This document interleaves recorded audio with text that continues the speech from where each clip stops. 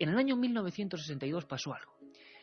Y casi que ahora me da un escalofrío, porque pasó muy cerquita de aquí, en la calle Luna, en la trasera. El Café León está a 1 kilómetro como mucho ahí al lado de Cibeles, y esto pasó en la trasera.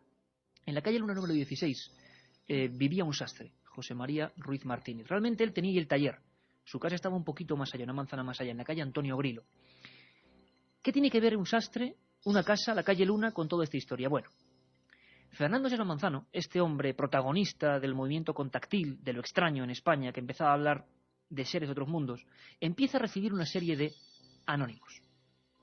Anónimos que, por cierto, gracias al compañero Francisco Contreras, he visto por vez primera gráficamente en una de las reportajes de Sesma, que asustado lo llevó al periódico y luego lo reprodujo en la revista 10 minutos diciendo, mira, estoy recibiendo esto. Nadie cayó en la cuenta porque era 1961. Eran, no sé si extraterrestres, desde luego, pero alguien que no lo debía querer bien. Alguien que, en un tono misterioso, casi tanto como esa llamada que hemos escuchado, decía palabras sin aparente conexión, pero palabras que sonaban a sangre. Y venían firmadas con un remite. Calle Luna 16. Escuchamos esos mensajes. Rompe polo inferior, cascarón. Saca cabeza. Conoce luz. Cuerpo limitado por un tiempo más. Cédeme cabeza. Te llevaré oasis. Solo te quedará eso. Eso es todo.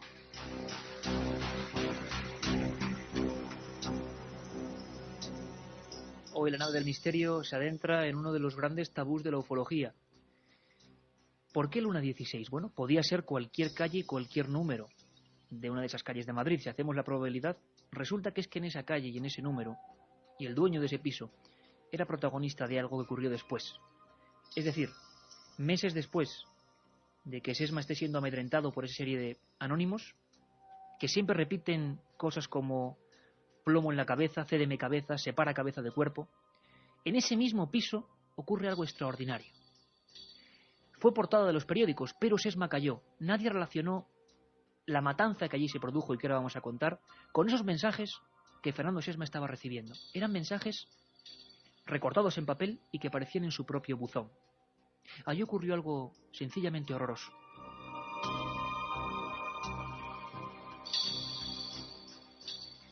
El 1 de mayo de 1962, en la calle Grilo número 3, se vivió uno de los episodios más macabros de la época. En el tercer piso del inmueble, el sastre José María Ruiz Martínez, convencido de estar dominado por alguien sombrío, un ente al que se refirió y que jamás nadie pudo saber de quién se trataba, acababa con la vida de toda su familia.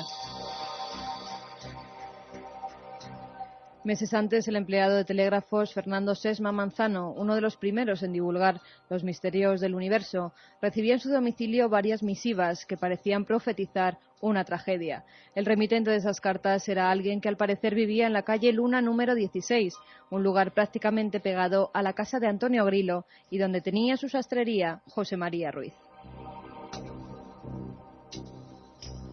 El sastre era un hombre sin problemas económicos ni familiares, pero que al tiempo que van apareciendo las cartas dirigidas a Sesma, va cambiando bruscamente su temperamento, volviéndose ansioso e irascible. La gente que le conocía aseguraba que estaba atormentado por algo. La mañana en que el sastre cometió los crímenes, a las 8:15 envió a su criada Juana García Capitán a comprar unas medicinas. Después comenzó el terrible ritual de muerte. Primero acabó con la vida de su esposa Dolores Bermúdez, abriéndola la cabeza con un martillo mientras la mujer dormía. Acto seguido fue a la cocina donde se hizo con un cuchillo de cortar jamón y fue hasta la habitación donde se encontraban sus hijos, Mariloli, de 14 años, Adela, de 12, José María, de 10 y Juan Carlos, de 5. Les quitó la vida uno a uno, aunque los gritos y lloros alertaron a los propietarios de una lechería cercana, que inmediatamente avisaron a la policía.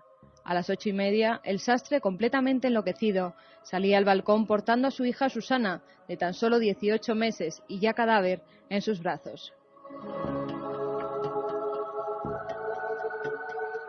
Esa escena fue plasmada en todos los periódicos de la época. El caso le dedicó su portada. Un sastre enloquece repentinamente. En lo que era el hábitat natural del sastre, la calle Luna 16, su taller, donde tenía su negocio. Algo estaba ocurriendo, este hombre estaba volviendo loco, una esquizofrenia, quién sabe. Pero Sesma imaginó su impresión. Se entera al día siguiente, leyendo el periódico, que justamente en ese portal, y en ese número de portal, un hombre atormentado ha acabado con toda su familia en uno de los crímenes más sangrientos de la historia de Madrid. En la misma calle, en el mismo portal. Posteriormente, precisamente en esa calle, pegada a la sastrería, hubo otros crímenes extraños. Un caso extraño también de la policía madrileña.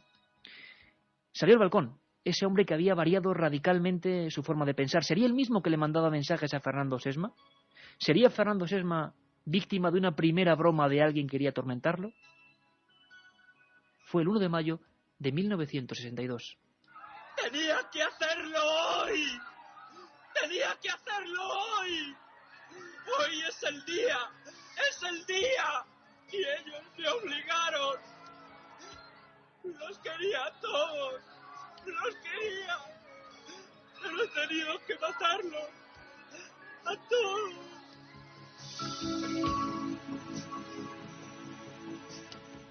Fueron tan impactantes las fotografías que fueron censuradas en su época. Se sacó ese balcón, esa balconada, y un dibujo del sastre José María Ruiz con su hija en brazos, ensangrentada. ¿Quién le estaba ordenando? ¿Quién había manipulado su mente? ¿Quién era el que ordenaba acabar con todo aquello? Después de como una sombra deslizarse por su casa y terminar con su familia, hay una conversación que reproducen los periódicos e informes policiales. Un sacerdote llega a hablar con él por detrás de la puerta. ¿Qué le había ocurrido a ese hombre? Ese hombre que vivía justo en el mismo sitio donde Fernando Sesma estaba recibiendo una serie de misivas extrañas. Recordamos aquel diálogo. ¿Qué ha pasado?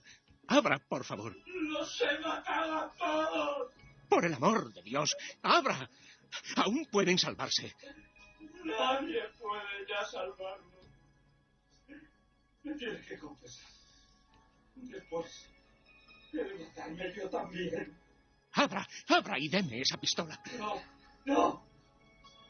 Solo confiéseme. Tengo que matarme. Debo matarme.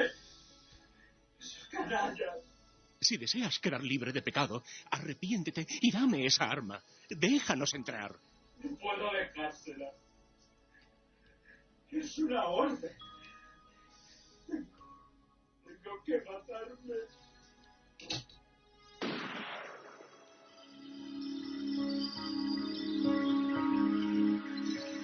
No estábamos acostumbrados a crímenes de este tipo, una especie de inmolación ritual de toda una familia.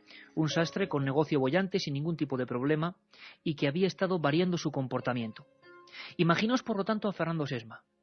No colaboró con la policía, se quedó con aquel mazo de extraños anónimos, de extrañas palabras, y la rompió.